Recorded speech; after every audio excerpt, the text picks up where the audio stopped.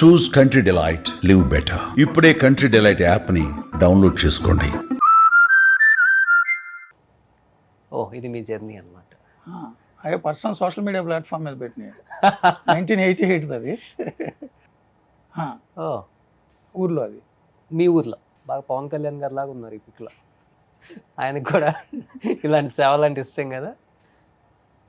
Yes, I request you please don't try as a hero brother when there are great actors like you. How would I? Ganesh నాకు మంచి మిత్రులు okay వ్యక్తిగతంగా, but మళ్ళీ ప్రొఫెషనల్గా అయితే ఆయన నేను క్వశ్చన్ చేస్తాను, అది వేరే విషయం. నా స్టూడియో నుంచి మధ్యలో వెళ్ళిపోతున్నారు గణేష్. ఒకసారి క్వశ్చన్ చేసినప్పుడు నీ దగ్గరికి రావద్దన్నారు, నాకు చాలామంది చెప్పారు ఆడు దుర్మార్గుడు, ఆడి దగ్గరికి వెళ్ళొద్దన్నా అది ఇదని, నేనే వచ్చాను పిచ్చోళ్ళగా, అది అడుగుతున్నా ఇది అడుగుతున్నా వెళ్ళిపోతా అన్నారు. ఓకే, బట్ మళ్ళీ మామూలుగా మాట్లాడారు. బట్ అంతకుముందు నాకు ఫ్రెండే, తర్వాత కూడా ఫ్రెండే. ప్రొఫెషనల్గానే ఏదైనా అడుగుతా, అది గణేష్ గారికి తెలుసు. అంటే ఎందుకు పెట్టాల్సి వచ్చింది హీరోగా ట్రై చేయొద్దు నువ్వు అని? ఏ సందర్భం అది? కాదు, నేను ఏదో ఫోటో పెట్టినప్పుడు ఆయన అట్లా పెట్టాడు, నువ్వు హీరోగా ట్రై చేయొద్దు బ్రదర్ అది ఇది అని. అంటే ఏదో డిబేట్ చూసి పెట్టాడు అనుకున్నా నేను. ట్విట్టర్ అదిగో కింద అది పెట్టారు కదా.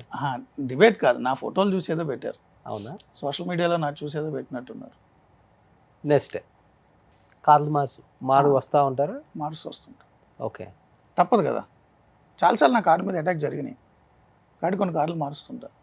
సో ఫ్రెండ్స్ హెల్ప్ చేస్తుంటారు, ఓకే, వాళ్ళ కారులో వెళ్ళి మారుతూ ఉంటాయి. ఏదైనా థ్రెట్ ఉన్నప్పుడు కొన్ని జాగ్రత్తలు తీసుకోవడంలో భాగంగా అది ఎప్పుడు అని ఉంటాను నేను. అది రాజశేఖర రెడ్డి గారు 2009 ఎన్నికలప్పుడు ఏ డే విత్ సీఎం అని ప్రోగ్రామ్ చేశారు. ఉదయం ఆయన లేచిన దగ్గర నుంచి రాత్రి నిద్రపోయే వరకు రోజంతా ఆయనతో గడిపా.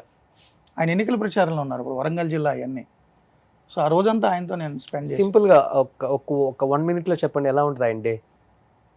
అంటే ఆ రోజు నేను ఆయనతో గడిపింది అంటే పొద్దు నుంచి రాత్రి వరకు ఫుల్ బిజీ. అందరు లీడర్లను కలిశారు, అందరితో చాలా మంచిగా మాట్లాడారు. కొండా సురేఖ్ గారి ఇంట్లోనే ఎవరింట్లోనో బ్రేక్ఫాస్ట్ లంచ్ ఏదో, సో వాళ్ళ ఇంట్లో పిల్లలు అందరితో కూడా క్లోజ్గా మాట్లాడారు. మధ్యలో నాతో మాట్లాడుతున్నారు. Full busy, hectic. ఒక పక్క గవర్నమెంట్ గురించి చూస్తూ, ఒక పక్క పార్టీ వ్యవహారాలు చూస్తూ చాలా బాగా మాట్లాడారు. ప్లస్ ఒక చోట నుంచి హెలికాప్టర్లో వచ్చేస్తున్నాం మేము ఈవినింగ్ 4కి ఎప్పుడో, మళ్ళీ పాలకుర్తిలోనే ఎక్కడ సభ అనుకుంటా, వేరే ఏరియా నుంచి హెలికాప్టర్లో వస్తున్నాను నేను, సీఎం గారు, వాళ్ళ సిఎస్ఓ, పైలట్, కెమెరా ఉన్నట్టుంది. పొద్దునుంచి అలసిపోయినాం కదా, 4 నుంచే మార్నింగ్ 4కే నాకు ఫోన్ వచ్చింది. వెళ్ళాను, సూర్యుడు గారు ఆయనకి కాఫీ టీ తీసుకెళ్లే ముందు నన్ను మూర్తిని నమ్మనమని అన్నారు. వెళ్ళాను, న్యూస్ పేపర్స్ చదువుతూ మాట్లాడారు, ఎలా ఉన్నావు ఏంటి పర్సనల్గా అన్నీ మాట్లాడారు. అయ్యవారు అనేవారు నన్ను, ఎందుకో అయ్యవారు అనేవారు. సో అప్పటి నుంచి లేచున్నాం కాబట్టి అలసిపోయినట్టున్నా.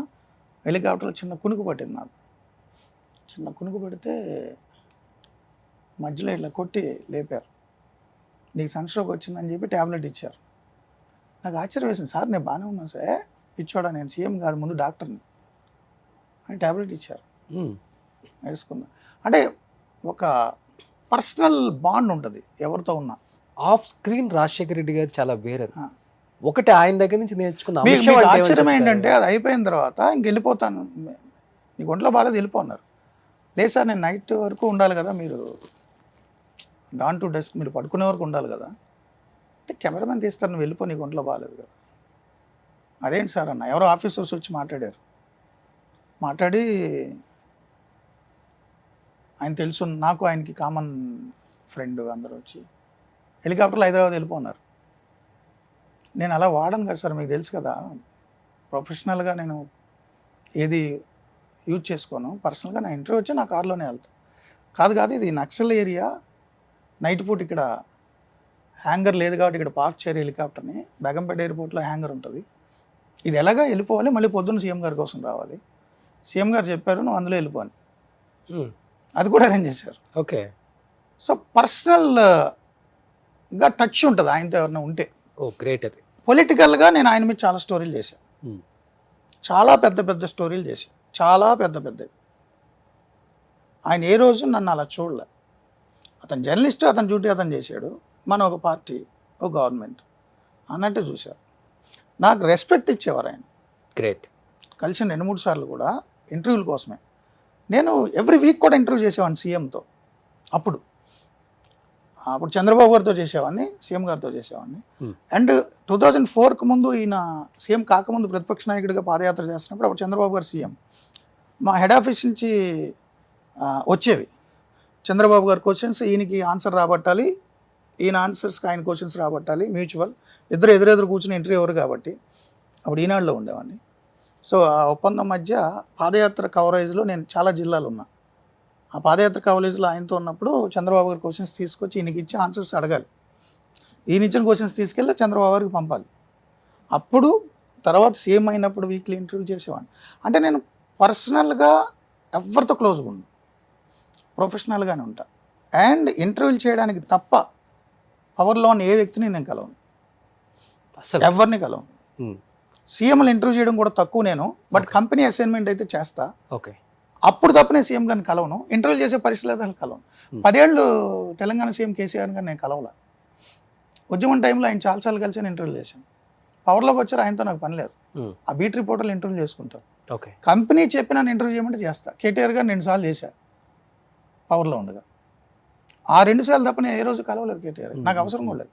ఆ ఇంటర్వ్యూ అరేంజ్ చేసినప్పుడు కూడా మా బ్యూరో చీఫ్ అరేంజ్ చేస్తాడు, నేను ఆయనతో మాట్లాడను. 2014-19 మధ్యలో చంద్రబాబు గారు నేను కలవలేదు, ఫోన్లో కూడా మాట్లాడలేదు. నాకు అవసరం లేదు. జగన్మోహన్ రెడ్డిని కలిసారా ఎప్పుడైనా? కలవలేదు నేను. అవసరం లేదు నాకు. ముఖ్యమంత్రులతో అధికారంలో ఉన్న వాళ్ళతో నాకు అవసరం లేదు. అధికారం లేనప్పుడు, అధికారం లేనప్పుడు అంటే నేను ఎన్టీవీలో 14-19 లేరు కదా. నేను ఎన్టీవీలో ఉన్నప్పుడు నాకు విజయసాయి రెడ్డి గారు ఫోన్ చేశారు, సీఎం గారు మీతో మాట్లాడమన్నారు అంటే రాజశేఖర రెడ్డి గారు. సరే ఏంటి సార్ అంటే ఇంటికి రండి ఒకసారి అంటే వెళ్ళా. సీఎం గారు చెప్పారు మిమ్మల్ని సాక్షికి రమ్మన్నారు అని. సో నేను ఇక్కడ కంఫర్ట్గానే ఉన్నాను సార్, మళ్ళీ ఎందుకు రావడం. డైరెక్ట్గా సీఎం గారు ఛానల్లో పనిచేస్తున్నానంటే నేను ఆయన బాసు, నేను ఎంప్లాయీని అవుతా. నాకు అలా ఇష్టం లేదు, రాలేనన్నా. లేదు మీరు వస్తారు, మీరు రండి అన్నప్పుడు జగన్ గారికి ఫోన్ ఇచ్చారు, మూర్తన్న మీరు రండి జాయిన్ అవ్వండి రేపు అన్నారు. అంతే, ఫోన్లో ఆ ఒక్కటే మాట. బట్ నేను వెళ్ళలేదు, జాయిన్ అవ్వలేదు, నాకు ఇష్టం లేదు చెప్తున్నా.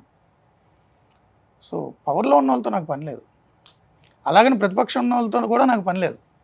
బట్ డిబేట్లకు ఎక్కువ మంది రెగ్యులర్గా వాళ్ళు వస్తారు. ముఖ్యమంత్రి గారి దగ్గరికి నాకు వ్యక్తిగత అవసరాలు ఎప్పుడు లేవు, వెళ్ళలేదు.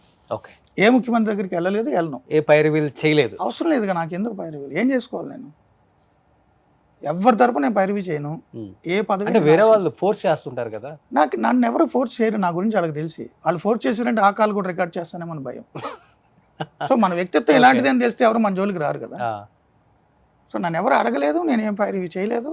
నాకు వ్యక్తిగతంగా కానీ నా ఇంట్లో వాళ్ళ గురించి కానీ, అంటే అమ్మ నాన్న అక్క చెల్లి అన్న వీళ్ళ గురించి కానీ, నాకు తెలిసిన వాళ్ళ గురించి కానీ ఎప్పుడు ఎవరిని నేను ఏదో అడగలేదు, అడగను.